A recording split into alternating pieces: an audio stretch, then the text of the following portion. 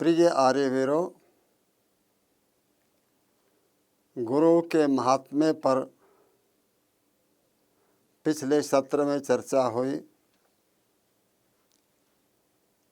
हमारी प्राचीन गुरुकुल शिक्षा प्रणाली निःशुल्क होती थी और जब ब्रह्मचारी विद्या पढ़ करके पूरा विद्वान हो जाता था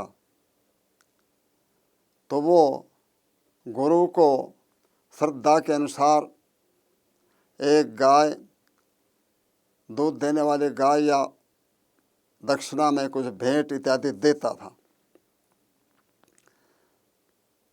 वेद क्या कहता है दक्षिणा के बारे में? बहुत अच्छा मंत्र आप सुनते हो। ओम इंद्रम वर्धन्तो अप्तुरः कृणवन्तो विश्वमारियम् आपघ्नन्तो अरावणः। गुरु क्या कहता था जब ब्रह्मचारी स्नातक बनता था, गुरुकुल से जाने लगता था, तो गुरु क्या कहता था?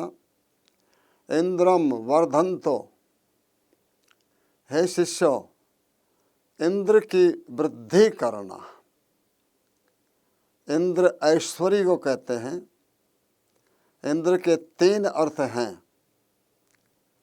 इंद्र का अर्थ आत्मा की वृद्धि करना। इंद्र आत्मा को कहते हैं जो इंद्रियों का स्वामी है, शरीर का राजा है।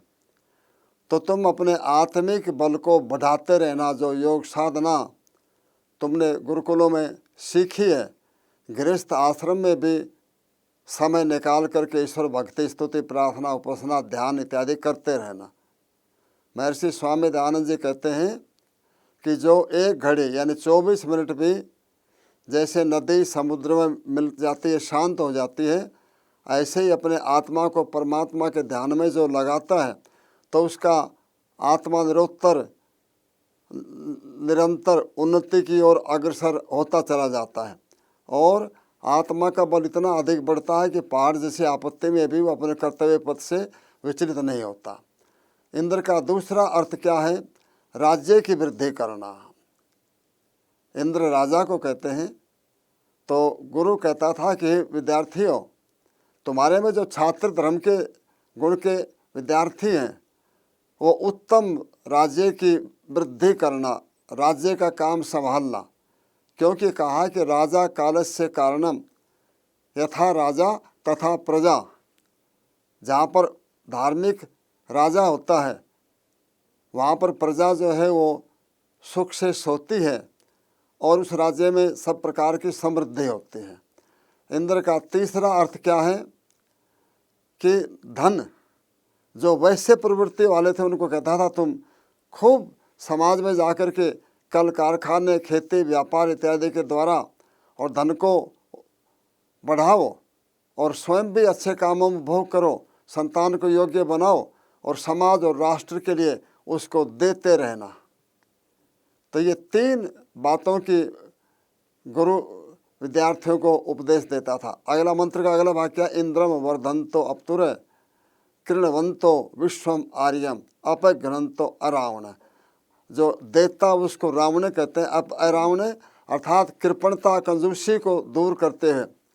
गुरु कहता था, हे विद्यार्थियों, यदि तुम ब्राह्मण हो तो निरंतर विद्या का दान देते रहना।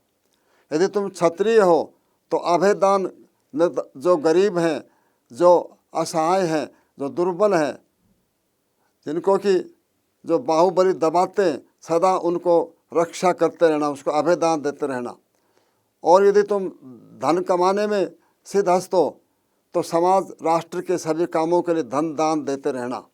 तो कृपणता की भावना को दूर करते हुए और कृणवंतो विश्वमार्य, सारे संसार को श्रेष्ठ बनाते चले जाओ। ये था हमारे प्राचीन गुरुकुलों की वैदिक प्रणाली का दीक्षांत समारोह का मुख्य उद्देश्य। उसके पश्चात में जब उपनिषद का समय आया तो उस समय भी गुरु लोग जो हैं वो विद्यार्थियों को जाते समय में उपदेश देते थे कि धर्मात् न प्रमदितव्यम, तुम आज जा रहे हो, लेकिन कभी धर्म का प्रमाद नहीं करना, धर्म पालन करने में कोताही नहीं बरतना। सत्यान्न प्रमदितव्यम, सत्य बोलने से कभी विचलित नहीं होना।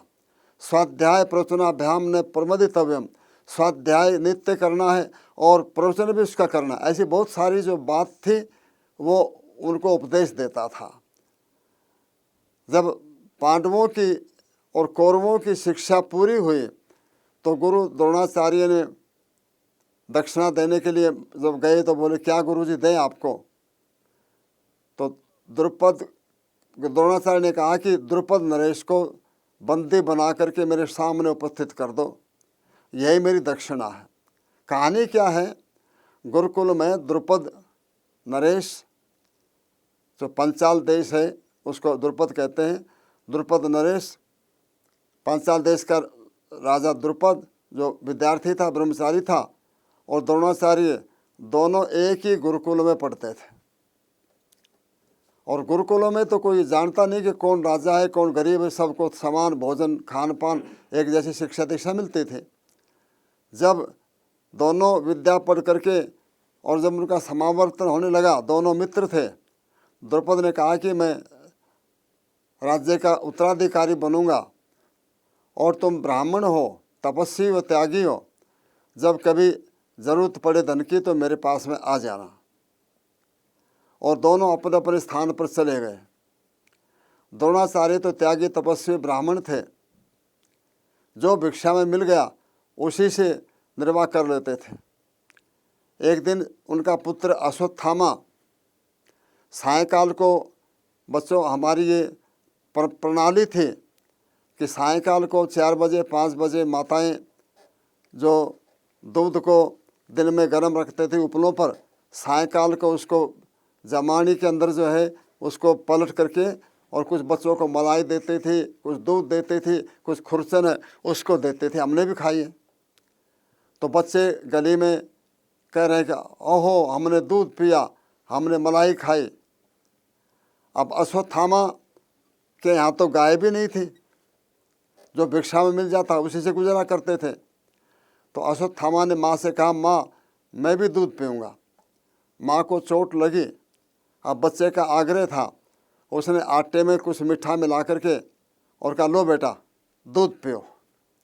सायंकाल को द्रोणाचार्य आए तो बच्चा होता है, कहा कि पिताजी आज मैंने दूध पिया। अश्वत्थामा ने कहा, कृपया देवी से, देवी कहाँ से दूध मिला? तो उसने देरी से कहा कि मैंने बच्चे को चुप करने के लिए और आटे में मीठा मिला करके और पिला दिया। अश्वत्थामा के हृदय को चोट पहुँची, क्योंकि एक जर्मन डॉक्टर ने कहा था कि जिस बच्चे को आधा लीटर दूध नहीं मिलता उसके माता पिता को जेल में डाल देना चाहिए, क्योंकि वो कमज़ोर राष्ट्र की संतान है, वो राष्ट्र पर भार बनेगा।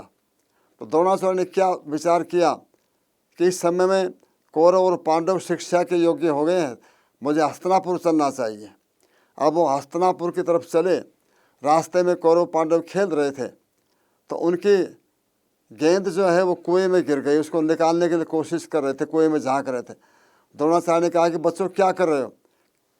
कि महाराज हमारी गेंद जो है कुएं में पड़ गई। अरे लाओ, तुम्हें इतना भी नहीं पता, लाओ मुझे दो। और उनके हाथ से धनुष बाण लिया द्रोणाचार्य ने और एक तीर मारा, वो गेंद के में जा कर के लगा।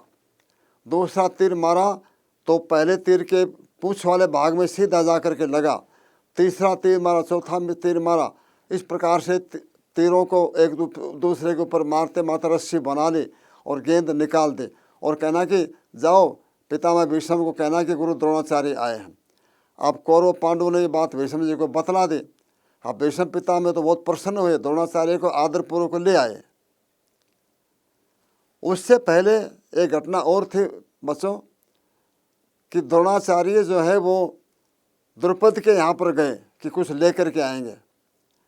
अब द्वारपालों ने सूचना दी तो द्रुपद ने उनको अतिथिशाला में ठहरा दिया। और जब द्रुपद मिले तो द्रोणाचार्य ने कहा कि आप हमारे मित्र हो और इस समय मैं कुछ सहायता लेने के लिए आया हूँ, हमारे मित्र हो। तो द्रुपद अहंकार में आ गया कि एक गरीब निर्धन ब्राह्मण की राजा की कैसी मित्रता होती है। तुम्हें कुछ लेना है तो ले जाओ, लेकिन ये क्यों कह रहे हो कि मैं तुम्हारा मित्र हूँ। द्रोणाचार्य को हृदय में ठेस पहुँची और वो बिना कुछ लिए हुए आ गए और फिर हस्तिनापुर की ओर को चल पड़े, जहाँ पर कौरव पांडवों को उन्होंने गेंद निकाली। भीष्म पितामह को पता लगा तो आदरपूर्वक उसको लिवा लाए और द्रोणाचार्य ने कौरवों को पांडवों को सभी अस्त्र शस्त्रों की शिक्षा दी। धनुर्विद्या में अर्जुन के समान कोई और तीरंदाज नहीं था। तो जब विद्या पूरी हुई तो द्रोणाचार्य ने दक्षिणा तो कहा कि मेरी दक्षिणा यही है, जो द्रुपद नरेश को बंदी बनाकर ले आए जाओ, मेरी यही दक्षिणा है। अब कौरवों की तो तूती बंद हो गई, उनमें तो कोई ऐसा बलिष्ठ था ही नहीं ऐसा। पांडवों ने कहा कि जी गुरुजी हम ले आते हैं, और अर्जुन, युधिष्ठिर, भीम, नकुल, सहदेव पांचों गए, द्रुपद नरेश के साथ लड़ाई की और उसको बंदी बना करके और द्रोणाचार्य को सामने उपस्थित कर दिया। अब द्रोणाचार्य तो ब्राह्मण थे, उन्हें उसका सम्मान किया। आओ द्रुपद नरेश, आपने कहा था कि राजाओं की और गरीब ब्राह्मण की मित्रता कैसे हो सकती है। जाओ, आज आपका आधा राज्य मैं लेता हूँ, आधा राज्य आपको लौटाता हूँ। अब मैं आपके समकक्ष हो गया हूँ, अब आपका मैं मित्र बन गया, ये कह करके और उसको मुक्त कर दिया। तो ये गुरु दक्षिणा की प्रथा हमारी थी। ठीक ऐसा ही स्वामी दयानंद जी के सामने हुआ। स्वामी दयानंद जी मथुरा नगरी में 3 वर्ष तक गुरु बिरजानंद के पास में पढ़ते रहे व्याकरण। और गुरु बिरजानंद का नियम था कि एक बार जो पढ़ा दिया उसको दोबारा नहीं पढ़ाते थे। एक दिन स्वामी दयानंद जी किसी को सिद्धि भूल गए शब्द की, अगले दिन निवेदन किया, गुरुजी इस शब्द की सिद्धि फिर बता दो। तो कहा कि नहीं, हमारा नियम नहीं है, जाओ भले ही जमुना में डूब करके मर जाना, लेकिन जब तक सिद्धि याद नहीं हो तब तक हमारे पास में नहीं आना। और शिष्य भी पूरा पक्का ही शिष्य था, जमुना के किनारे बैठ गया, ध्यान लगा के बैठ गया कि यदि सिद्धि याद नहीं आई तो जमुना में छलांग लगा दूंगा, प्राण को दे दूंगा। जब ध्यान केंद्रित हो गया तो ऐसा लगा कि जैसे कोई व्यक्ति उसके मस्तिष्क में जब एकाग्र हो गया, क्योंकि मस्तिष्क में तो सारा ज्ञान संग्रहित होता रहता है, तो कोई व्यक्ति उस शब्द की सिद्धि ज्यों के त्यों बोल रहा है। और बहुत प्रसन्न हुए, दौड़ते हुए गुरुजी के पास में, गुरुजी मुझे शब्द की सिद्धि जो है वो आ गई है। गुरु ने आशीर्वाद दिया। गुरु समझ गए कि दयानंद जो है वो पारंगत विद्वान बनेगा। उनके पास में तो सारी उम्र उन्होंने पढ़ाया, बहुत से विद्यार्थियों को पढ़ा, लेकिन दयानंद तो अद्वितीय शिष्य थे।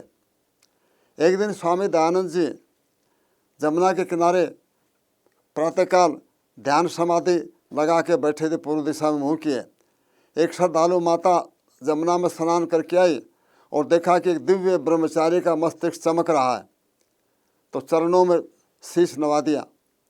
जब उसके गीले बाल लगे तो स्वामी दयानंद जी की समाधि खुल गई और देखा तो एक माता सामने खड़ी है। माता, तुमने अच्छा नहीं किया। स्वामी जी वहाँ से खड़े हो गए और 3 दिन तक एकांत स्थान पर न कुछ खाया न पढ़ने गए, मौन रह करके जप किया, कहीं कोई गलत संस्कार तो नहीं पड़ जाए।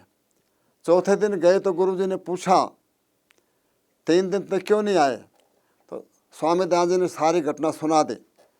गुरु बिरजानंद जी ने खड़े होकर के दयानंद को सीने से लगा लिया और कहा कि आज मुझे अंधे को लाठी मिल गई। गुरु बिरजानंद जी ने जान लिया कि मेरे ज्ञान विज्ञान की मेरी जो इच्छाएं हैं, आर्ष प्रणाली का, देश की आर्ष पाठ विधि, देश की प्राचीन जो संस्कृति है उसका मान सम्मान करने को दयानंद पूरा कर सकता है। 3 वर्ष के अंदर पूरा पढ़ा दिया। जब समय हो गया विद्या समाप्ति का तो गुरुजी को कुछ भेंट देने के लिए, ध्यान तो भिक्षुक थे, सन्यासी थे, कुछ था नहीं उसके पास में। तो बच्चों से, विद्यार्थियों से, साथियों से सुना कि गुरुजी को लौंग बहुत पसंद है, तो कहीं से शेर भर लौंग मांग करके ले आए और चरणों में रख दी और कहा, गुरुजी मेरी विद्या पूरी हो गई, मुझे अब जाने के लिए अनुमति दीजिए। गुरुजी ने कहा कि हमारे लिए क्या लाए हो, तो कहा, गुरुजी मेरे पास में सन्यासी कुछ है ही कुछ क्या, एक ये शेर भर लौंग कहीं से लाया हूँ। तो गुरु बिरजानंद ने उदास होकर के कहा कि हमारे इतने परिश्रम का क्या यही दक्षिणा है। अब स्वामी दयानंद जी असमंजस में पड़ गए और तो कुछ था ही नहीं। तो उस समय में पथिक जी ने बहुत सुंदर एक मार्मिक जो है वो गीत बनाया है। आर्य वीरों, उसको आप भी गुनगुनाए। बहुत अच्छा गीत जो है गुरु दक्षिणा के बारे में स्वामी दयानंद जी का और गुरु ब्रजानंद जी का उन्होंने दिया है। गुरुदेव प्रतिज्ञा है मेरी, पूरी करके दिखला दूंगा, इस वैदिक धर्म की वेदी पर मैं जीवन भेंट चढ़ा दूंगा। गुरुदेव प्रतिज्ञा है मेरी, पूरी करके दिखला दूंगा, इस वैदिक धर्म की वेदी पर मैं जीवन भेंट चढ़ा दूंगा, मैं जीवन भेंट चढ़ा दूंगा। धन पास नहीं तन मन अपना, श्री गुरु चरणों में धरता हूँ। धन पास नहीं तन मन अपना, श्री गुरु चरणों में धरता हूँ।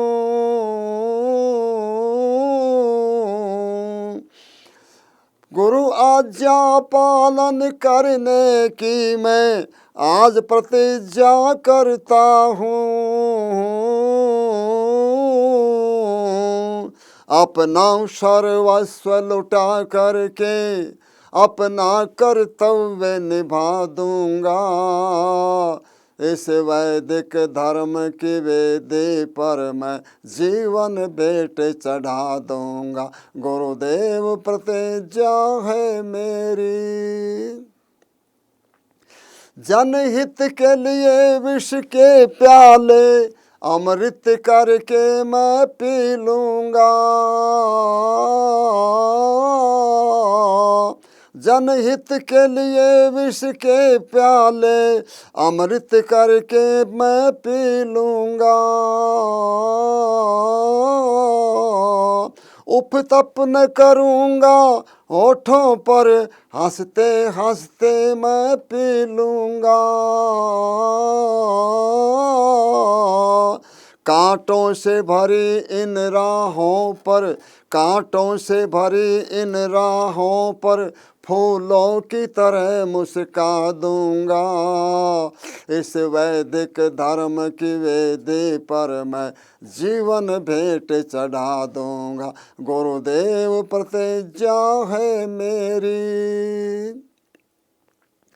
पश्चिमी सभ्यता के बढ़ते तूफानों का मुंह मोड़ूंगा। मैं सागर को मत डालूंगा, पर्वत का मस्तक फोड़ूंगा। वेदों की अमृत वाणी का मैं घर घर नाद बजा दूंगा, इस वैदिक धर्म की वेदी पर अपना सर्वस्व लुटा दूंगा। गुरुदेव प्रतिज्ञा है मेरी, जब शिष्य आपका उठ कर जब शिष्य आपका उठ कर वेदों का बिगुल बजाएगा। जब शिष्य आपका उठ करके वेदों का बिगुल बजाएगा। एक बार जमाना ऋषियों का फिर से पथिक लौट कर आएगा। भारत की पावन धरती को मैं फिर से स्वर्ग बना दूंगा। मैं वैदिक धर्म की वेदी पर अपना जीवन भेंट चढ़ा दूंगा। गुरुदेव प्रतिज्ञा है मेरी, पूरी करके दिखला दूंगा। इस वैदिक धर्म की वेदी पर मैं जीवन भेंट चढ़ा दूंगा। गुरुदेव प्रतिज्ञा है मेरी। और गुरु बिरजानंद के आँखों से जमुना और गंगा फूट पड़ी। थोड़ी देर तक वो भाव विह्वल हो गए, फिर धैर्य धारण करके कहा, दयानंद, आज ये भारतवर्ष देश अपने प्राचीन गौरव को सर्वथा भूल चुका है। आज ये विदेशी आक्रांताओं से, अत्याचारी अंग्रेज़ों से पद दलित हो रहा है। वेद जो है वो पढ़ना पढ़ाना समाप्त हो गया है। वेदों के स्थान पर पुराणों ने अपना डेरा जमा लिया है। और ऋषियों की जो आर्ष पाठ विधि थी, महर्षि पाणिनि पतंजलि की अष्टाध्यायी महाभाष्य थे, उसके स्थान पर कौमुदी और दूसरे अनार्ष ग्रंथ जो हैं वो पढ़ाए जा रहे हैं। जन्म से जाति पाति को मान लिया गया, जबकि वर्ण व्यवस्था जो है कर्मानुसार थी। स्त्रियों को और शूद्रों को वेद पढ़ने से वंचित कर दिया गया है। यहाँ तक कह दिया गया था कि स्त्री और शूद्र यदि वेद के मंत्रों को सुन ले तो उनके कानों में राख गर्म करके डाल दो। इतना अत्याचार हो रहा था। बचपन में शादी कर दी जाती थी और बाल विवाहें जो है वो फिर अपने भाग्य को जीवन भर तक कोसती रहती थी। सब और घोर पतन ही पतन था। तो कहा कि हे दयानंद, मेरी यही इस आशा अभिलाषा है कि इस दुखी देश का तुम जाओ फिर से उद्धार करो। ऋषियों की जो प्राचीन प्रणाली है उसी को फिर से लाओ, वेदों का फिर से प्रतिष्ठित स्थान दिलाओ और इस भारत देश को स्वतंत्रता करने का अभियान चलाओ। स्वामी दयानंद जी ने चरण में अभिवादन किया, उनकी रजकण को अपने मस्तिष्क पर लगाया और चल पड़े। जाकर के आगरा में चिंतन करते रहे। जो कोई शंका समाधान होता तो मथुरा आकर के पूछते रहे। उसके पश्चात कुंभ का मेला लगा हरिद्वार के अंदर, तो उसमें लाखों लोग जुड़ते हैं। स्वामी दयानंद जी ने मौन आश्रम के पास में पाखंड खंडनी पताका गाड़ दी। अब सारे कुंभ के मेले में पौराणिक लोगों में हलचल मच गई कि एक ऐसा सन्यासी आया है, बड़ा हट्टा कट्टा है, गंभीर सिंह जैसी आवाज़ है, जो सब पुराणों का खंडन करता है, मूर्ति पूजा का खंडन करता है और दूसरे अंधविश्वासों का, कुरीतियों का खंडन करता है। लोग आते रहे, प्रश्न पूछते रहे, निरुत्तर होकर के जाते रहे। और जब मेला खत्म हुआ तो स्वामी दयानंद जी ने विचार किया, क्या बात है, लोग मेरी बात को सुनते हैं, सहमत भी होते हैं, लेकिन उनको अपनाते क्यों नहीं, मेरी बातों को मानते क्यों नहीं। आत्मचिंतन किया और विचार किया कि अभी मुझ में तप की और कमी है और लोगों की बीमारी क्या है, लोगों की मुख्य समस्याएं क्या हैं, किन चीज़ों की उनको आवश्यकता है।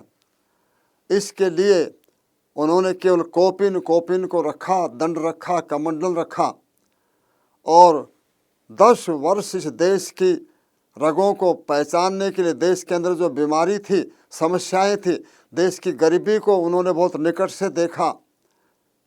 वो कानपुर में एक स्थान पर जो है गंगा किनारे थे, प्रयाग में, तो देखा कि एक विधवा माता अपने बच्चे को, मृतक बच्चे को साड़ी के टुकड़े में लपेट करके ले आई और गंगा में प्रवाहित कर दिया, आह भरी और उस टुकड़े को धो कर के साथ ले गई। स्वामी दयानंद जी ने वो दृश्य देखा तो उस रात को सोए नहीं, भोजन नहीं किया। सुबह सेवक ने कहा कि स्वामी जी क्या हो गया, वैद्य को बुलाए कि नहीं बलदेव, ये बीमारी ऐसी नहीं है जो वैद्यों से जो दूर होगी। कहा कि ये देश कभी सोने की चिड़िया था। और जब इस प्रकार से उन्होंने निदान कर लिया, वो काशी में शास्त्रार्थ के लिए गए। वो काशी के पंडितों को इस बात के लिए कि तुम चलो, मिल करके चलो और इस देश की दरिद्रता को मिटाएं, इस देश में फैली अविद्या ज्ञान को दूर करें। लेकिन वो अपने स्वार्थ में सहमत नहीं हुए। वो कलकत्ता गए, वो पूना गए, क्योंकि विद्या के केंद्र वही थे। जब कहीं पर भी उत्साह नहीं मिला, प्रोत्साहन नहीं मिला, प्रतिसाद नहीं मिला, तो फिर ईश्वर का सहारा लेकर के और अकेले ही जुट गए।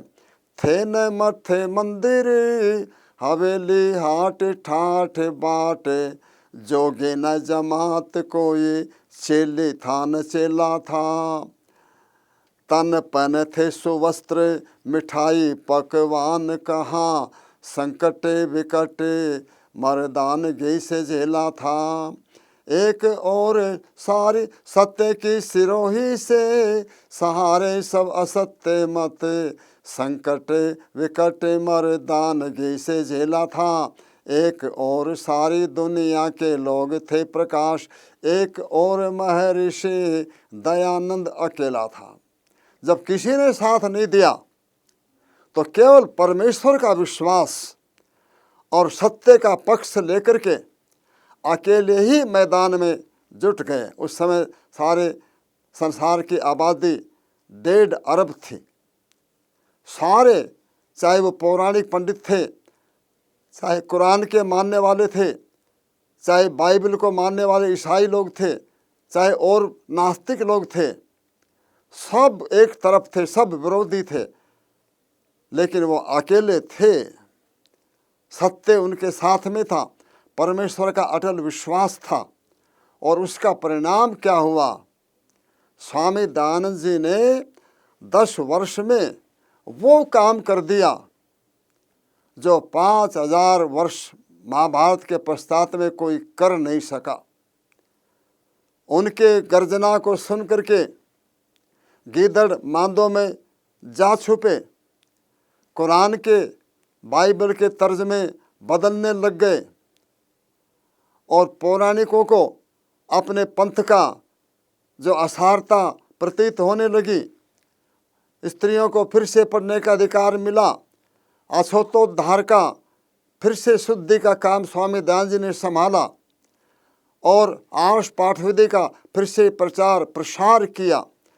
फिर से यज्ञ और वेदों के मंत्रों की ध्वनि गुंजित होने लगी और आज उन्हीं की कृपा से आज सभी को वेद पढ़ने का अधिकार है। आइए महर्षि स्वामी दयानंद जी की गुरु दक्षिणा को स्मरण करते हुए हम भी आर्य समाज के लिए, सार्वदेशिक आर्य विदन के लिए, इस अपने भारतवर्ष देश के लिए इस शिविर से कुछ संकल्प करके जाएं, कुछ प्रतिज्ञाएं करके जाएं, जिससे कि हमारा देश उन्नत हो। यही मैं समझता हूँ स्वामी दयानंद जी के प्रति सही गुरु दक्षिणा आपकी होगी।